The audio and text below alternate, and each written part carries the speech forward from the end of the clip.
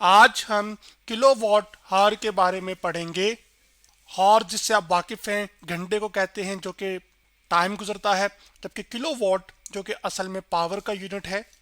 तो किलोवाट हार हम कहते हैं electrical energy consumed in 1 hour by an electric appliance of 1 kilowatt. यानी कि आपके घरों में जो चलने वाली इलेक्ट्रिसिटी पर चीज़ें हैं, जैसे कि एक हीटर हो गया या रेफ्रिजरेटर हो गया, तो जितनी ये इलेक्ट्रिकल एनर्जी इस्तेमाल करेंगी 1 घंटे के अंदर, अगर इस इलेक्ट्रिक अप्लायंस की जो पावर है जो इसको चलाने के लिए चाहिए वो 1 किलोवाट हो, तो इसी को हम कहते हैं किलोवाट हावर।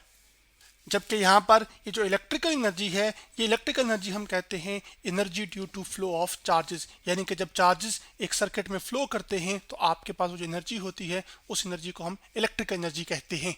अब आइए एक एनिमेशन की तरफ चलते हैं और वहां से इस कॉन्सेप्ट को और डिटेल के साथ देखते हैं। ये एनिमेशन मैंने www.fed.colorado.edu की वेबसाइट से ली है, जिसमें आप देख सकते हैं कि यहाँ पर हमारे पास एक ये बैटरी है और बैटरी के हमारे पास 2 टर्मिनल होते हैं। एक पॉजिटिव टर्मिनल होता है यहाँ पर और एक नेगेटिव टर्मिनल होता है। तो बैटरी के टर्मिनल्स के दरमियान पोटेंशियल डिफरेंस होता है, जिसकी वजह से एक सर्किट के अंदर ये जो लाल तीर आपको नजर आ रहे हैं ये असल में पॉजिटिव चार्जेस हैं और ये फ्लो करते हैं बैटरी के पॉजिटिव टर्मिनल से लेकर इस बल्ब में से पास होंगे और फिर उधर से गुजरते हुए बैटरी के नेगेटिव टर्मिनल की तरफ।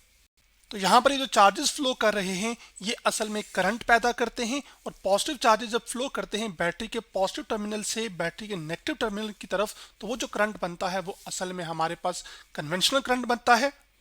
जैसे ऑब्जेक्ट्स की मोशन की वजह से एनर्जी जो होती है वो काइनेटिक एनर्जी होती है, उसी तरह ये जो पॉजिटिव चार्जेस जो कि मूव कर रहे हैं या फ्लो कर रहे हैं, ये पॉजिटिव चार्जेस अपने साथ एक एनर्जी कैरी कर रहे होंगे जो कि एक्चुअली इलेक्ट्रिकल एनर्जी होगी।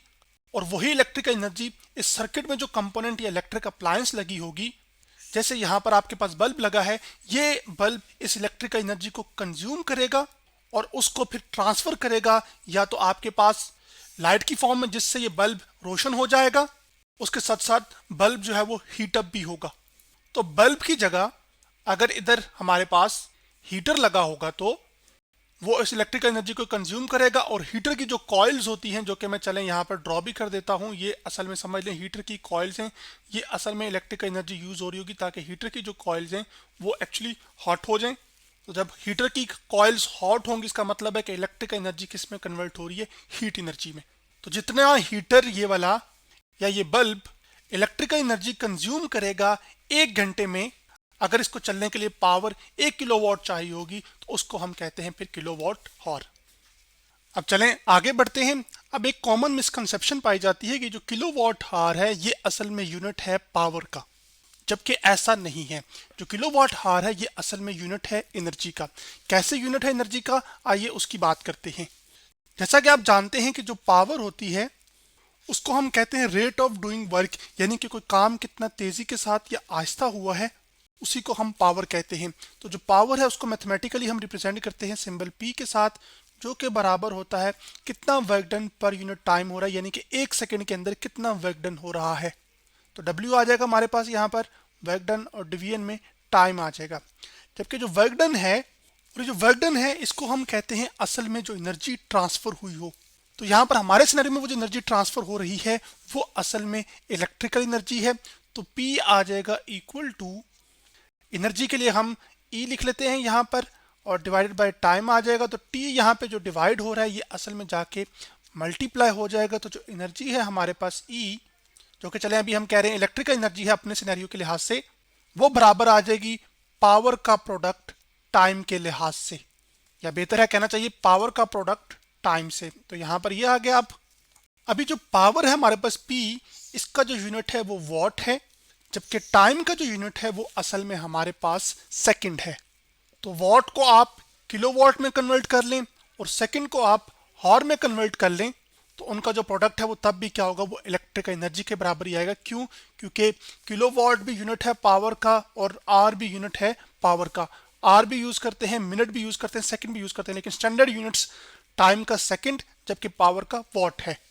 अब सवाल यह है कि हम एनर्जी को यहाँ पर किलोवाट आवर की टर्म्स में क्यों बता रहे हैं या बताना चाहते हैं। वो इस वजह से क्योंकि आपके घरों में जो अप्लायंसेस यूज होती हैं, जैसे कि हीटर, रेफ्रिजरेटर, अब हर सेकंड पे जो वो पावर कंज्यूम कर रही होंगी, उसकी बुनियाद पर जो घरों में जो बिल आते हैं ना, उनको बनाना थोड़ा सा मुश्किल होगा। तो फिर हम जो बात करते हैं ना, जो इलेक्ट्रिकल एनर्जी कंज्यूम हो रही होती है, पावर को हम फिर उसमें वॉट्स, किलो वॉट्स में एक्सप्रेस कर देते हैं, और एक घंटे के लिहाज से देखते हैं कि एक घंटे के लिहाज से कितनी किलो वॉट पावर यूज हो रही है। तो वहां से ही पता चल जाता है कि कितनी इलेक्ट्रिकल एनर्जी कंज्यूम हो रही है। इस वजह से हम किलो वॉट आवर का इस्तेमाल कर रहे हैं। अब हम ये जानना चाहते हैं कि एक किलो वॉट आवर में कितनी इलेक्ट्रिकल एनर्जी कंज्यूम या ट्रांसफर होती है। तो अब हम रिलेट करने लगे हैं commercial and system international unit of electrical energy. जो कमर्शियल यूनिट है वो आपके पास किलो वॉट आवर है। किलो कमर्शियल का मैंने अभी जैसे बताया कि आपके घरों में जो इस्तेमाल होती है बिजली, जबकि सिस्टम इंटरनेशनल यूनिट है वो हमारे पास यहाँ पर इलेक्ट्रिकल एनर्जी का वो असल में जूल है। तो चलें स्टार्ट करते हैं। तो 1 kilo watt hour, 1 kilo watt में असल में 1000 वॉट होते हैं, तो मैं यहाँ पे लिख लूंगा 1000 और उसके बाद आ जाएगा 7 वॉट। जबकि हमारे पास जो 1 घंटा है यानी कि 1 आवर, उसमें 1 घंटे में असल में 60 मिनट होते हैं, तो मैं लिख लूंगा यहाँ पे 60 मिनट्स, और हर 1 मिनट में फिर 60 सेकंड होते हैं। तो हमारे पास जो 1 घंटा है वो असल में कन्वर्ट हो जाएगा जो टाइम का स्टैंडर्ड या सिस्टम इंटरनेशनल यूनिट है उसमें, जो कि 60 मल्टीप्लाई आ जाएगा 60 और 7 आ जाएगा सेकंड। और जब 60 से मल्टीप्लाई होता है तो वो आपको कैलकुलेटर पर 3600 दे देगा। तो 1 घंटे में हमारे पास 3600 सेकंड होते हैं। तो ये कैलकुलेशन आप कैलकुलेटर पर भी देख लें, 60 मल्टीप्लाई बाय 60 हमारे पास जवाब आ जाएगा 3600। अब यहाँ पर किलो वॉट की जगह हमने 1000 वॉट पुट कर दिए, जबकि हार की जगह हमारे पास आ जाएगा 3600 सेकंड। तो अब हम कैलकुलेटर पे ये करेंगे कि 1000 को ज़रब देंगे 3600 से। तो चले मैं आपके सामने दे भी देता हूँ, 3600 ज़रब कर देते हैं हम 1000, तो हमारे पास जवाब आ जाएगा असल में ये 36 लाख। तो यहाँ पर फिर हम लिख लेंगे 36 और उसके बाद लाख पूरा कर देते हैं इसके लिए, तो 3 सिफर और आ जाएंगे, तो हमारे पास 36 लाख बन जाएगा। और अब आपके पास वॉट सेकंड, जबकि अभी मैंने बताया था वॉट यूनिट है पावर का, जबकि सेकंड यूनिट है टाइम का, और वॉट सेकंड असल में आपके पास एनर्जी के बराबर है यहाँ पर, और एनर्जी का यूनिट क्या होता है जूल।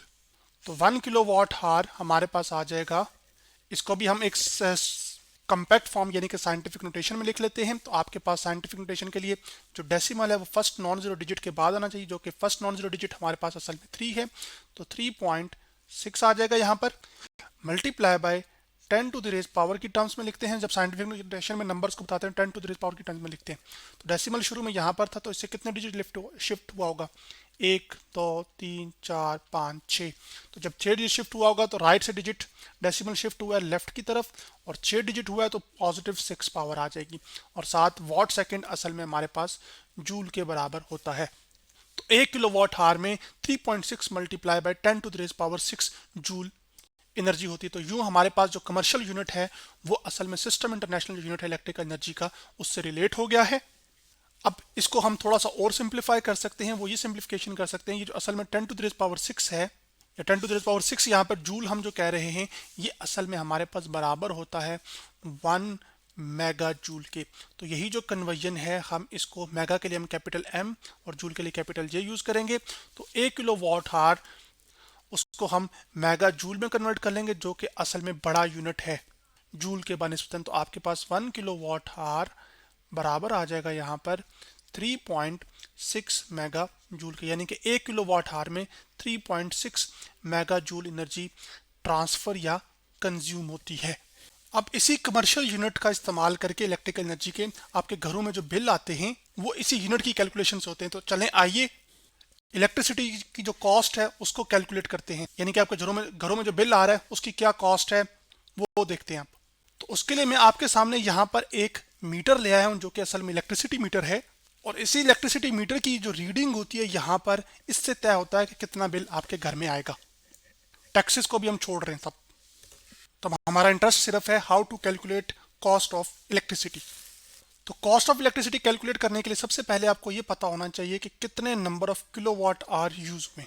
तो नंबर ऑफ किलोवाट आवर असल में बताएंगे कि कितने यूनिट्स कंज्यूम हुए हैं, क्योंकि हम 1 किलोवाट आवर को असल में कह रहे हैं 1 यूनिट। तो जितने नंबर ऑफ किलोवाट आवर इधर की रीडिंग होगी असल में इसका मतलब होगा इतने यूनिट्स कंज्यूम हुए होंगे, तो ये यूनिट्स कंज्यूम्ड आ जाएंगे। फिर हर मुल्क की जो हुकूमत है वो अपने एक्सपेंसेस के लिहाज से तय करती है प्राइस ऑफ 1 किलोवाट आवर। सो अगली हेडिंग आ जाएगी हमारे पास प्राइस ऑफ 1 किलोवाट आवर। तो 1 किलोवाट आवर यहाँ पे लिख लूंगा। तो फिर जो इलेक्ट्रिसिटी हमारे पास बिल आता है वो असल में बराबर आ जाएगा कि आपके पास कितने यूनिट्स कंज्यूम हुए। तो जो यूनिट्स कंज्यूम हुए हैं, चलें उसको हम रिप्रेजेंट कर लेते हैं सिंबल एन के साथ कि N number of units consume हुए। और जो प्राइस है 1 किलोवाट आवर की वो तय कर लेते हैं, चलें कि वो प्राइस अभी जनरली हम कह रहे हैं पी है। तो जो इलेक्ट्रिसिटी बिल है वो हमारे पास आ जाएगा एन का प्रोडक्ट, यानी जितने नंबर ऑफ यूनिट्स कंज्यूम हुए हैं उसका प्रोडक्ट ले लें आपके पास 1 किलोवाट आवर की जो प्राइस है पी उसके साथ।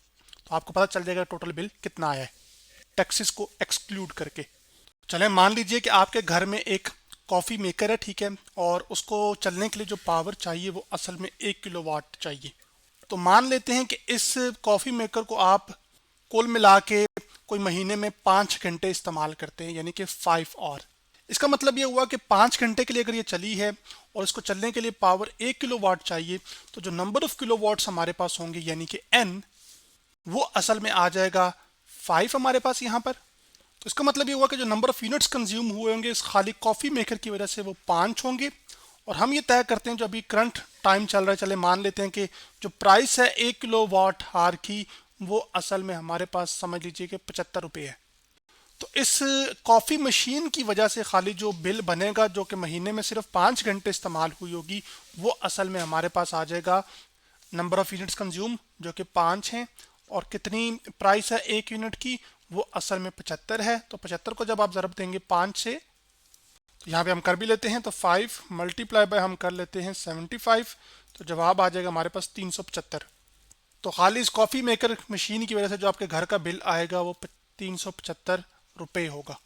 तो यूँ आज हमने इलेक्ट्रिक और जो पावर का इलेक्ट्रिकल एनर्जी का जो यूनिट है किलोवाट आवर उसके बारे में पढ़ा, फिर घरों का बिल कैलकुलेट करने का तरीक़ेकार सीखा।